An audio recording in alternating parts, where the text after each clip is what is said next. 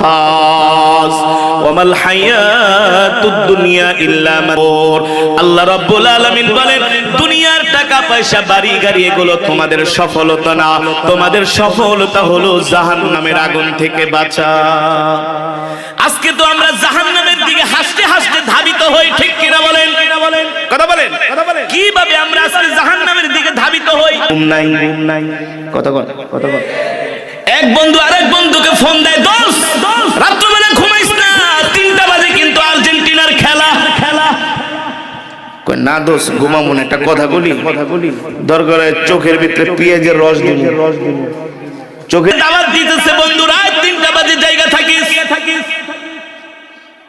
মেসির খেলা দেখবো, নেইমারের খেলা দেখবো, রোনাল্ডোর খেলা দেখবো।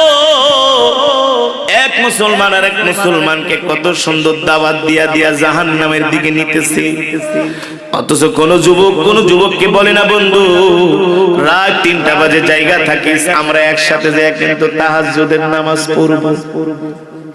কথা কম, ফজরের নামাজই পড়ে না, আবার তাহাজ্জুদ তো দূরে